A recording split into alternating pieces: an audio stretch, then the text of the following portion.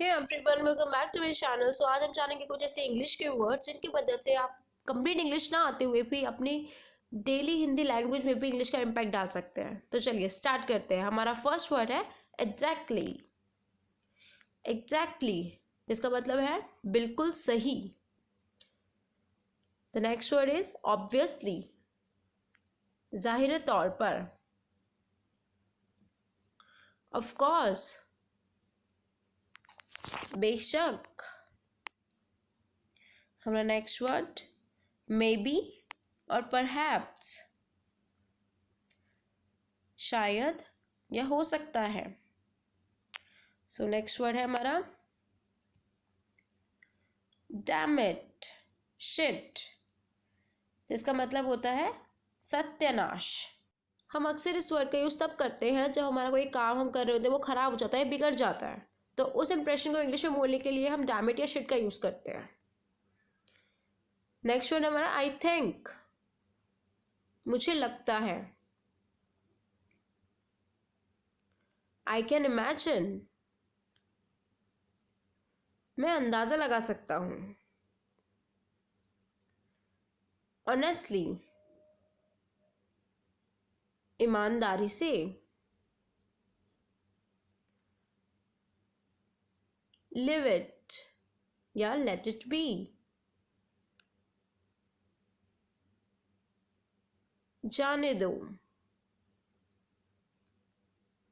Keep in touch, keep in touch, मिलते रहना, मिलते रहना। फॉर्चुनेटली एंड अनफॉर्चुनेटली मीन्स किस्मत से या बदकिस्मती से। फॉर्चुनेटली मीन्स होता है किस्मत से एंड अनफॉर्चुनेटली मतलब बदकिस्मती से। हमारा नेक्स्ट वर्ड है फ्रैंकली, साफ साफ या खुलकर। फ्रैंकली, साफ साफ या खुलकर। The next word is sounds good, बढ़िया है या अच्छा है। By the way, by the way, वैसे, वैसे। बाय चांस, बाय चांस, इसका मतलब है इत्तेफाक से, इत्तेफाक से। नेक्स्ट वर्ड इज एनीवे, या हम कह सकते हैं एनीवेज। खैर, वैसे भी। The next word is basically, basically, मूल रूप से।